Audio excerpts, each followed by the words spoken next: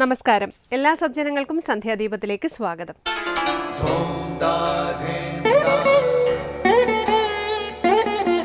ശുഭം ഭവതു കല്യാണമായുസാരോഗ്യവർദ്ധനം സർവദുഃഖ വിനാശായ സന്ധ്യാദീപം നമോസ്തുതേ. നാമം ജപായനം പുണ്യം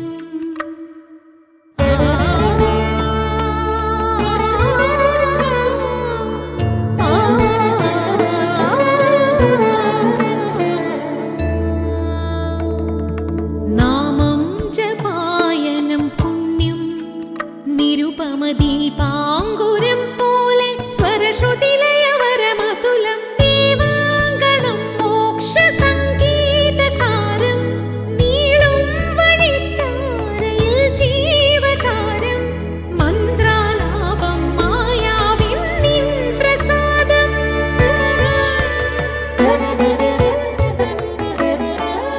ഇരുൾ നീങ്ങിയുണരുന്ന തെളിനാളദീപം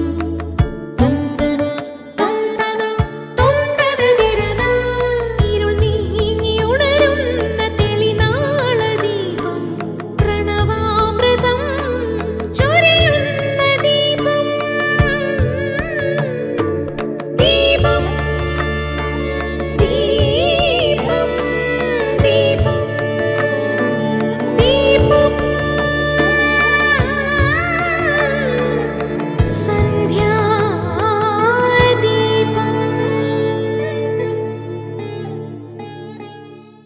ആചാരാനുഷ്ഠാനങ്ങൾ ചെറുതായാലും വലുതായാലും ആരാധനയിൽ ഭഗവാൻ ഗണപതിക്ക് പ്രഥമ സ്ഥാനമാണ് നമ്മൾ കൽപ്പിച്ചിട്ടുള്ളത്. ഗണപതിയെ പൂജിച്ച് തൃപ്തനാക്കിയതിന് ശേഷമേ മറ്റു പൂജാതി കർമ്മങ്ങളിലേക്ക് കടക്കൂ. ഗണപതി പൂജ ചെയ്യാത്ത മംഗളകർമ്മങ്ങളൊന്നും ഭാരതീയർക്കില്ല. ഗണപതി വിഘ്നകാരകനും വിഘ്നനിവർത്തകനുമാണ്. പുരാണരചനയിൽ വ്യാസമഹർഷിക്ക് നേരിട്ട ബുദ്ധിമാന്യം മാറിക്കിട്ടിയത് ഗണപതി ഉപാസനയിലൂടെയാണെന്ന് പുരാണങ്ങൾ പറയുന്നു. പ്രണവസ്വരൂപനായ ഗണപതി ശ്രീ പരമേശ്വരൻ്റെ ആകാശ അംശമാണ്. പ്രണവത്തിൻ്റെ ആന്തരികത്വത്തെ രൂപഭാവങ്ങളിലൂടെ പ്രതിനിധീകരിക്കുന്നതാണ് ഗണപതിയുടെ സ്വരൂപം. പൂർണ്ണ പരബ്രഹ്മ സങ്കല്പമായിട്ടാണ് ഗണപതി സ്വരൂപത്തെ നമ്മുടെ ഋഷിമാർ സങ്കല്പിച്ചിട്ടുള്ളത്. താന്ത്രിക ഉപാസനയിൽ ഒഴിച്ചുകൂടാനാവാത്ത ഒരു പ്രധാന ഉപാസനയാണ് ഗണപതി. ഭൗതിക ഭോഗവും മോക്ഷവും നൽകുന്ന ദേവതയാണ്. പഞ്ചഭൂതത്തിൻ്റെയും നാഥനാണ്. വിഘ്നങ്ങളെ അതിജീവിച്ച് മുന്നേറുമ്പോഴാണ് ജീവിതത്തിന് വികാസവും ശക്തിയും കൈവരുന്നത്. ഈ കരുത്ത് സിദ്ധിക്കുന്നത് ആന്തരിക ശക്തിയിൽ നിന്നാണ്. ഈ ആന്തരിക സത്തയുടെ രൂപാന്തരമാണ് ഗണേശൻ. യോഗശാസ്ത്രപ്രകാരം നട്ടെല്ലിൻ്റെ ഏറ്റവും താഴെയുള്ള അടിസ്ഥാന ശക്തി കേന്ദ്രമായ മൂലാധാരത്തിൻ്റെ അധിദേവത. സെപ്റ്റംബർ 7-നാണ് ഈ വർഷത്തെ വിനായക ചതുർത്ഥി എന്ന് സജ്ജനങ്ങളായ പ്രേക്ഷകരെ ഓർമ്മപ്പെടുത്തുന്നു. തുടർന്ന് അമൃതധാരയായി നമ്മുടെ മനസ്സിലേക്ക് എത്തുന്നു ഗുരുവചനം. ജീവിത ലക്ഷ്യം ഈശ്വര സാക്ഷാത്കാരമാണ്. അതിനുവേണ്ടി പ്രയത്നിക്കുക. ഒരു മുറിവുണ്ടായാൽ അതിലെ അഴുക്ക് കഴുകിക്കളഞ്ഞിട്ട് മാത്രമേ മരുന്ന് വയ്ക്കാറുള്ളൂ, അല്ലെങ്കിൽ ഉണങ്ങുകയില്ല. അതുപോലെ ഭക്തി കൊണ്ട് അഹങ്കാരത്തെ കഴുകിക്കളഞ്ഞിട്ട് അവിടെ ജ്ഞാനത്തെ പ്രതിഷ്ഠിക്കണം. എന്നാലേ വികാസമുണ്ടാകൂ. മാതാ അമൃതാനന്ദമയി. അടുത്തതായി ശ്രീ ശങ്കരാചാര്യ രചിച്ച ശിവാനന്ദലഹരിയിലെ ശ്ലോകം ആലപിക്കുന്നു ശ്രീ കാവാലം ശ്രീകുമാർ.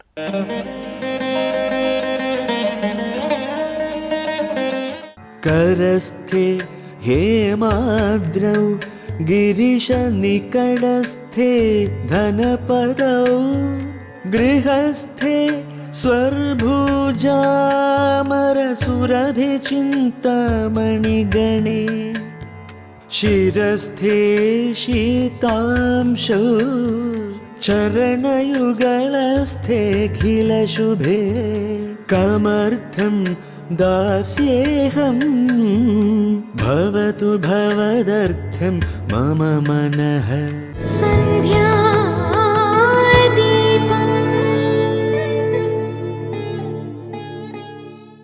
തുടർന്ന് ശങ്കരസ്തോത്രാമൃതം. ശ്രീ ശങ്കരാചാര്യ രചിച്ച ശിവാനന്ദലഹരിയിലെ 26-ാം ശ്ലോകം ഒരു പരാഭക്തന്റെ വ്യാകുലതയെയും ഈശ്വരദർശന ആകാംക്ഷയെയും വെളിവാക്കുന്നു. കൈലാസനാഥ, എപ്പോഴാണ് മനോഹരമായ നിന്റെ കാലിണകൾ 2 കൈകൊണ്ടും പിടിച്ച് എൻ്റെ ശിരസിലും കണ്ണുകളിലും നെഞ്ചിലും ചേർത്ത് പിടിക്കുന്നത്? മനോഹരങ്ങളായ താമരപ്പൂക്കളുടെ ഗന്ധത്തിനു തുല്യമായ ആ സുഗന്ധത്തെ അറിഞ്ഞ് എപ്പോഴാണ് ഞാൻ ആനന്ദിക്കുന്നത്? ബ്രഹ്മാദി ദേവതകൾക്ക് പോലും പ്രാപ്യമല്ലാത്ത ആ ആനന്ദത്തെ എന്ന് ഞാൻ അനുഭവിക്കും? പരാഭക്തന്റെ ആകാംക്ഷ വിവരിക്കുന്ന ശ്ലോകം സ്വാമി ചിദാനന്ദപുരി വ്യാഖ്യാനിക്കുന്നത് ഇപ്പോൾ കേൾക്കാം.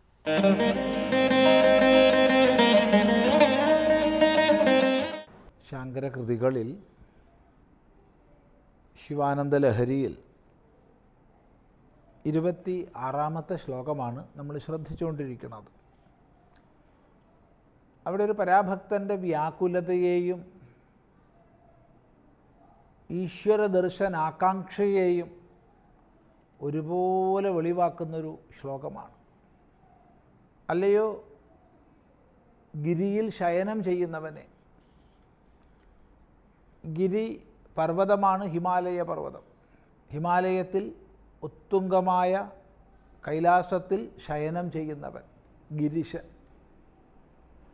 ഹേ ഗിരിശ, കഥാ ത്വാം ദൃഷ്ടുവാ, എപ്പോഴാണ് നിന്നെ കണ്ടിട്ട് നിൻ്റെ ഭവ്യങ്ങളായ മനോഹരങ്ങളായ അനുഗ്രഹപ്രദങ്ങളായ അംഘ്രിയുഗളങ്ങളെ കാലിണകളെ ഗൃഹീത്വാ, പിടിച്ചിട്ട്. എങ്ങനെ പിടിച്ചിട്ട്? ഹസ്താഭ്യാം, 2 കൈകളെ കൊണ്ടും പിടിച്ചിട്ട്. ശിരസി നയനേ വക്ഷസി ച വഹൻ, എൻ്റെ ശിരസിലും തലയിലും നയനത്തിലും കണ്ണിലും വക്ഷസിലും നെഞ്ചിലുമൊക്കെ ചേർത്ത് പിടിച്ചിട്ട് ആ തൃക്കാലുകളെ, ആ 2 കാലുകളെയും ആലിംഗനം ചെയ്തും സമാശ്ലിഷ്യ സ്ഫുട ജലജ ഗന്ധാൻ പരിമളാൻ ആഘ്രായ, മനോഹരങ്ങളായ താമരപ്പൂക്കളുടെ മൃദുവായ ഭവ്യമായ പരിമളങ്ങളെ മണത്തും, സുഗന്ധത്തെ മണത്തും. മുദം കഥാവ അഹം അനുഭവിഷ്യാമി, എപ്പം ഞാൻ ആനന്ദത്തെ അനുഭവിക്കുന്ന ചോദിക്കുന്നത്. ഇപ്പം ഭഗവാനെ കണ്ടും അവിടുത്തെ കാലുകളെ കെട്ടിപ്പിടിച്ചും ആ കാലുകളെ ശിരസിലും കണ്ണിലും നെഞ്ചിലുമൊക്കെ ചേർത്ത് താലോലിച്ചും അവിടുത്തെ സുഗന്ധത്തെ, താമരപ്പൂവിൻ്റെ ഗന്ധത്തിന് സദൃശമായ ഗന്ധത്തോടു കൂടിയ ആ സുഗന്ധഭാവത്തെ മണത്തും. ആ ആനന്ദത്തെ വിശേഷിപ്പിക്കുകയാണ് ബ്രഹ്മാദ്യൈഹി അലഭ്യാം, ബ്രഹ്മാദി ദേവന്മാർക്ക് പോലും അലഭ്യമായ, ബ്രഹ്മാദി ദേവന്മാർക്ക് പോലും ലഭിക്കാത്ത ഒരാനന്ദമാണത്. ആ ആനന്ദത്തെ എപ്പോൾ ഞാൻ അനുഭവിക്കും എൻ്റെ ഹൃദയത്തിൽ എന്നാണ് ഇവിടെ ചോദിക്കുന്നത്. ഇവിടെ ഒരു പരാഭക്തൻ്റെ ആകാംക്ഷയെ നമുക്ക് കാണാം. ആകാംക്ഷ എന്ന് പറയുന്നത് ഭഗവത് ദർശനത്തിനായിക്കൊണ്ടുള്ള അല്ലെങ്കിൽ ഈശ്വര അനുഭവത്തിനായിക്കൊണ്ടുള്ള ആകാംക്ഷയാണ്, അതിനായിക്കൊണ്ടുള്ള വ്യാകുലതയാണ്. ഈ രണ്ടും നമുക്ക് ഈ ശ്ലോകത്തിൽ സ്പഷ്ടമായി കാണാം. തുടർന്ന് കരസ്ഥേ ഹേമാദ്രൗ ഗിരിശനികടസ്ഥേ ധനപതൗ ഗൃഹസ്ഥേ സ്വർഭൂജാമരസുരഭിചിന്താമണിഗണേ ശിരസ്ഥേ ശീതാംശൗ ചരണയുഗളസ്ഥേഖിലശുഭേ കമർത്ഥം ദാസ്യേഹം ഭവതു ഭവദർത്ഥം മമ മനഃ. ഭവദർത്ഥം മമ മനഃ ഭവതു, ഭവാനായിക്കൊണ്ട് എൻ്റെ മനസ്സ് തീരട്ടെ. താത്പര്യം ഭവാനായിക്കൊണ്ട് എൻ്റെ മനസ്സിനെ ഞാൻ സമർപ്പിക്കുന്നു, എൻ്റെ മനസ്സിനെ പൂർണ്ണമായും നിന്നിൽ ഞാൻ സമർപ്പിക്കുന്നു. ഇതാണ് പറയുന്നത്. എന്തുകൊണ്ട്? കരസ്ഥേ ഹേമാദ്രവും, കരസ്ഥിതമാണ് ഹേമാദ്രി. ഹിമാലയത്തിലെ സൗവർണമായിരിക്കുന്ന പർവ്വതം സുവർണമയമായിരിക്കുന്ന പർവ്വതം, അതാണ് ഹേമാദ്രി. അത് നിൻ്റെ കരസ്ഥിലാണുള്ളത്, കരസ്ഥമാണ്, കയ്യിലാണുള്ളത്.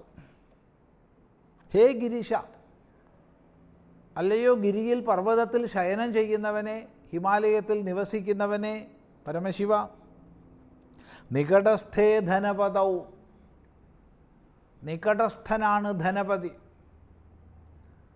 സകല ധനങ്ങൾക്കും പതിയായവൻ കുബേരൻ. കുബേരൻ നിൻ്റെ സമീപസ്ഥനാണ്. സ്വർണപർവ്വതം നിൻ്റെ കയ്യിലാണ്. പിന്നെയോ ഗൃഹസ്ഥേ സ്വർഭൂജാമരസുരഭിചിന്താമണിഗണേ, ഗൃഹസ്ഥേ നിൻ്റെ ഗൃഹത്തിൽ സ്ഥിതി കൊള്ളുന്നതാണ് സ്വർഭൂജം എന്ന് പറഞ്ഞാൽ സ്വർഗമാകുന്ന ഭൂമിയിൽ ജനിക്കുന്നത് കൽപ്പവൃക്ഷം. അമരസുരഭി, സകല കാമങ്ങളെയും നൽകുന്ന കാമധേനു. ചിന്താമണി, ആഗ്രഹിച്ചതെല്ലാം നൽകുന്ന ചിന്താമണി. ഇതെല്ലാം നിൻ്റെ പക്കലാണ്, നിൻ്റെ ഗൃഹത്തിലാണ്.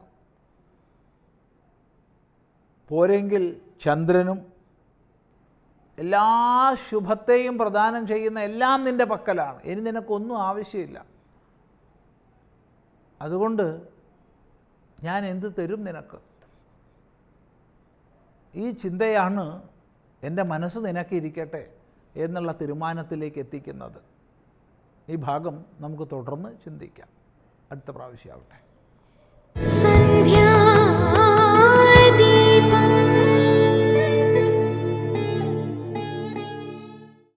ഇനി ക്ഷേത്രങ്ങൾ സാധനാ കേന്ദ്രങ്ങൾ എന്ന പങ്ക്തിയിലേക്ക്.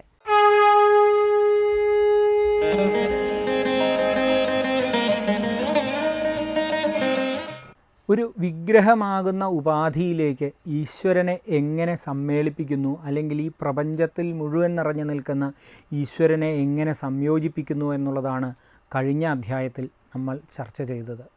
സ്വാഭാവികമായിട്ടും ഇങ്ങനെ സമ്മേളിപ്പിക്കുന്ന ഒരു അല്ലെങ്കിൽ ഇത്തരത്തിൽ ഫോക്കസ് ചെയ്യപ്പെടുന്ന ഈശ്വരീയ ശക്തിയെ, ഒരു വിഗ്രഹത്തിലേക്ക് ഫോക്കസ് ചെയ്യപ്പെടുന്ന ഈശ്വരീയ ശക്തിയെ എങ്ങനെ അവിടെ നിലനിർത്തുന്നു എന്നുള്ളത് കൂടി വളരെ പ്രാധാന്യം അർഹിക്കുന്ന ഒരു കാര്യമാണ്.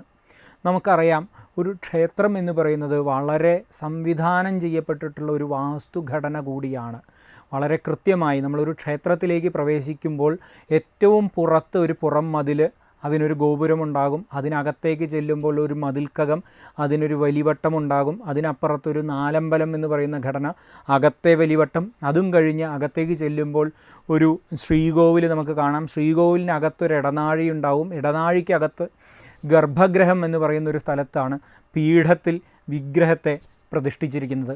ഈ വിഗ്രഹത്തിലേക്കാണ് വളരെ ഈ പ്രപഞ്ചത്തിൽ മുഴുവൻ നിറഞ്ഞു നിൽക്കുന്ന ഈശ്വരൻ്റെ ശക്തിയെ, ഈശ്വരീയ ശക്തിയെ നമ്മൾ സമ്മേളിപ്പിച്ചിരിക്കുന്നത്. ഈ ഈശ്വരീയ ശക്തിയെയാണ് നമ്മൾ ഒരു ഊർജ്ജപ്രവാഹം കണക്കെ അവിടെ സംഭരിച്ചു വച്ചിട്ടുള്ളത്. ഈ സംഭരിച്ചു വച്ചിരിക്കുന്ന ഈശ്വര പ്രവാഹത്തെ കൃത്യമായി അവിടെ നിലനിർത്തുന്നതിന് വേണ്ടുന്ന സംവിധാനങ്ങളാണ് പിന്നീടുള്ള നിത്യ ആരാധനാക്രമങ്ങളും അതുപോലുള്ള അതിൻ്റെ വൈശേഷികമായിട്ടുള്ള ഓരോ ക്രമങ്ങളും എന്ന് നമുക്ക് മനസ്സിലാക്കേണ്ടതുണ്ട്. അതോടൊപ്പം തന്നെ ഈ വാസ്തുഘടനയ്ക്കും വളരെയധികം പ്രാധാന്യം അർഹിക്കുന്ന ഒരു കാര്യമാണ് ഗർഭഗൃഹവും. ഗർഭഗൃഹത്തിന് ചുറ്റിലുള്ള അന്തരാളം അഥവാ ഇടനാഴിയും, അതിനു പുറത്തുള്ള പുറത്തെ ചുമരും, ശ്രീകോവിലിൻ്റെ പുറംചുമരും, അതും കഴിഞ്ഞ് ആ അകത്തെ വലിവട്ടവും, അതിനും അപ്പുറത്തുള്ള നാലമ്പലവും, അതും കഴിഞ്ഞുള്ള പുറത്തെ വലിവട്ടവും, ഏറ്റവും ഒടുക്കം വരുന്ന പുറം മതിലുമൊക്കെ ഈ ഇത്തരത്തിൽ സംഭരിച്ചു വെച്ചിട്ടുള്ള ഊർജ്ജപ്രവാഹത്തെ അല്ലെങ്കിൽ ഊർജ്ജത്തിൻ്റെ ഒരു സംഭരണശാലയിൽ നിന്ന്, അങ്ങനെ സംഭരണശാലയായിട്ടുള്ള വിഗ്രഹത്തിൽ നിന്ന് പുറത്തേക്ക് ബഹിർഗമിച്ചു പോകുന്നതിനെ തടസ്സപ്പെടുത്തുന്ന, അതവിടെ തന്നെ സംഭരിച്ച് സ്റ്റോർ ചെയ്ത് നിർത്തുന്നതിന് വേണ്ടുന്ന ഒരു സംവിധാനം എന്ന നിലയിൽ കൂടി തന്നെയാണ് ഇത്തരത്തിൽ ഒരു ക്ഷേത്രഘടന, ഇതിൻ്റെ വാസ്തുഘടനയെപ്പോലും ചിട്ടപ്പെടുത്തിയിട്ടുള്ളത് എന്നുള്ളത് വളരെ പ്രാധാന്യം അർഹിക്കുന്ന ഒരു ക്ഷേത്ര സംവിധാനത്തിൻ്റെ അടിസ്ഥാന വിവരങ്ങളിലൊന്നാണ്. ഇത്തരത്തിൽ ഘടന ചെയ്യപ്പെടുന്നു എന്നുള്ളത് മാത്രമല്ല, ഇതിനെ നിത്യനിദാനത്തിലൂടെ, നിത്യപൂജകളിലൂടെ, നൈമിത്തികമായിട്ടുള്ള ആചരണങ്ങളിലൂടെ ഈ ക്ഷേത്ര സംവിധാനത്തെ എന്നും കാലാതിവർത്തിയായി ഇത് നിലനിർത്തേണ്ടതുണ്ട്. ഈ ഈശ്വരപ്രവാഹത്തെ അല്ലെങ്കിൽ ഈ ഊർജ്ജപ്രവാഹത്തെ നിരന്തരമായി പരിപോഷിപ്പിക്കപ്പെടുകയും ചെയ്യേണ്ടതുണ്ട്. അതുകൊണ്ട് തന്നെ നിത്യ ആരാധനാക്രമങ്ങൾക്കും നിത്യനൈമിത്തികമായിട്ടുള്ള വ്യത്യസ്തമായിട്ടുള്ള ആചാര പദ്ധതികൾക്കും ക്ഷേത്രത്തിൻ്റെ വാസ്തുഘടനയ്ക്കും ഒപ്പം അതോടൊപ്പം തന്നെ അവിടെ എത്തിച്ചേരുന്ന ഭക്തരുടെ ഈ ക്ഷേത്രത്തിൽ പെരുമാറുന്ന ജീവനക്കാരുടെ ഒക്കെ ശ്രദ്ധ, ഭക്തി, പവിത്രത, ഈ 3 കാര്യങ്ങൾക്കും വളരെയധികം പ്രാധാന്യം അർഹിക്കുന്നുണ്ട് എന്നുള്ളതും കൂടി ഇതിനോടൊപ്പം ചേർത്ത് നമുക്ക് മനസ്സിലാക്കേണ്ടതാണ്. തുടർന്ന് ദീപാരാധനയാണ്. ക്ഷേത്ര സന്നിധിയിലെത്തി അവിടുത്തെ പൂജാവിശേഷങ്ങളും ക്ഷേത്ര ചരിത്രവും മനസ്സിലാക്കി ദീപാരാധന തൊഴുതു മടങ്ങാം. എല്ലാവർക്കും നമസ്കാരം.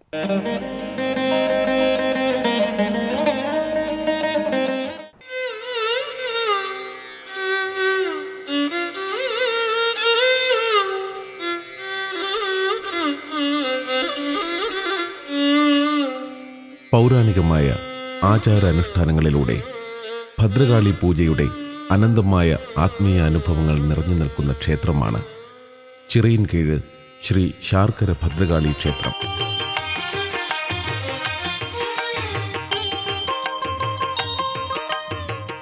തിരുവനന്തപുരം ജില്ലയിൽ ചിറയിൻകീഴ് റെയിൽവേ സ്റ്റേഷനടുത്തായി വിശാലമായ ഭൂമിയിൽ സ്ഥിതി ചെയ്യുന്ന ശാർക്കര ശ്രീ ഭദ്രകാളി ക്ഷേത്രം ഈ ദേശത്തിൻ്റെ കലയുടെയും സംസ്കാരത്തിൻ്റെയും പ്രതീകം കൂടിയാണ്.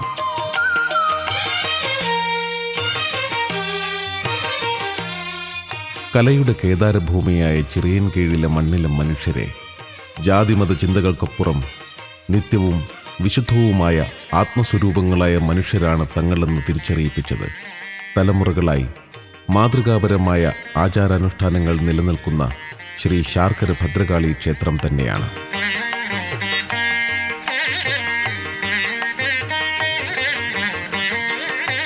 ഈ ഭൂമിയിലെ കാളി നാടകങ്ങൾ അരങ്ങേറുമ്പോൾ അണിയറയിൽ സർവ്വമതങ്ങളും ഒരുമിച്ച് കൈകോർത്ത് ദേവീ ചൈതന്യം അടുത്തറിഞ്ഞ് ആത്മവിശുദ്ധി നേടുന്നു. തിരുവിതാംകൂറിൻ്റെ മണ്ണിലെ കാളിയൂട്ടുത്സവങ്ങളുടെ ചരിത്രപ്പെരുമയാൽ പ്രസിദ്ധമായ ശാർക്കര ശ്രീ ഭദ്രകാളി ക്ഷേത്രത്തിൻ്റെ ചരിത്രകഥ വില്ലുമംഗലം സ്വാമിയുമായി ബന്ധപ്പെട്ടാണ് കിടക്കുന്നത്. ഒരിക്കൽ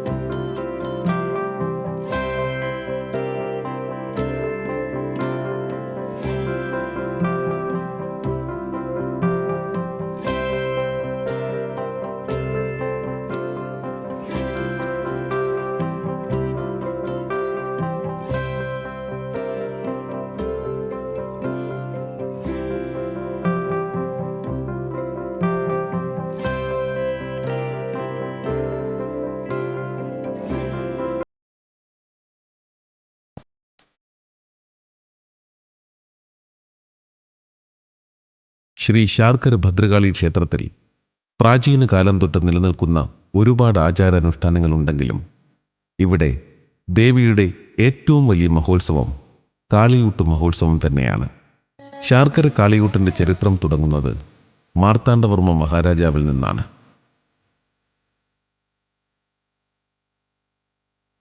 ശാർക്കര കാളിഭക്തനായിരുന്ന മാർത്താണ്ഡവർമ്മ കായംകുളം രാജാവിനെ യുദ്ധത്തിൽ തോൽപ്പിക്കുവാനുള്ള പുറപ്പാടിലായിരുന്നു. കായംകുളം രാജാവിൻ്റെ സൈനിക ബലത്തിൽ അസ്വസ്ഥനായ മാർത്താണ്ഡവർമ്മ തനിക്ക് യുദ്ധത്തിൽ വിജയം കൈവരിക്കാൻ ശാർക്കര കാളിയോട് പ്രാർത്ഥിക്കുകയും ചെയ്തു.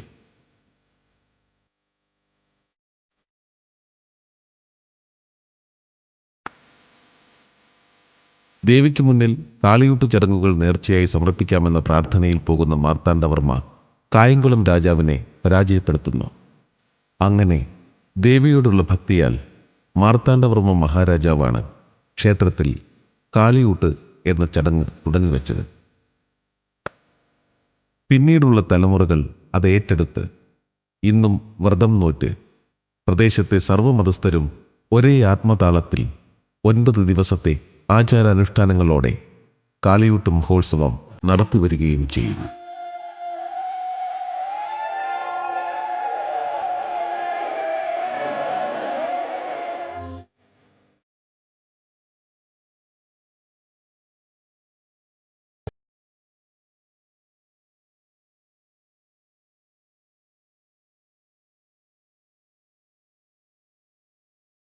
വാൽക്കണ്ണാടി രൂപത്തിലുള്ള ശാർക്കര ഭദ്രകാളി പ്രതിഷ്ഠയിലേക്ക് നോക്കുമ്പോൾ മായക്കണ്ണാടിയിലെന്ന പോലെ ദേവിയുടെ ഒരു പകുതി മുഖം ശാന്തരൂപിണിയായ ദുർഗയാണ്, മറുപകുതിയിൽ രൗദ്രഭാവമുള്ള കാളി.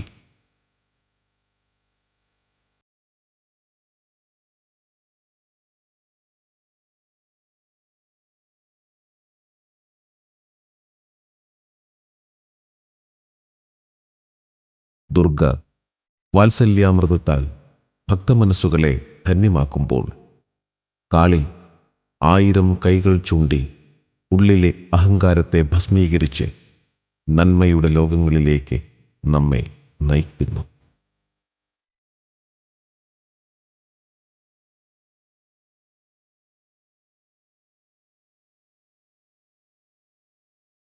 പൂജാനേരങ്ങളിൽ ചിലപ്പോഴൊക്കെ ദേവിയുടെ മുക്കുത്തിക്കല്ലിന് പച്ച നിറം, ചിലപ്പോൾ ചുവപ്പ് നിറം.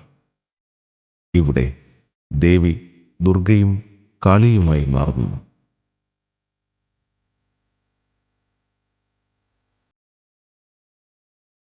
ദേവിയുടെ മുഖത്ത് മിന്നി മിന്നി മറയുന്ന മായാരൂപങ്ങൾ കേവലം മനുഷ്യജന്മങ്ങളായ നമുക്കൊക്കെ എങ്ങനെയാണ് നിർവചിക്കാൻ കഴിയുക?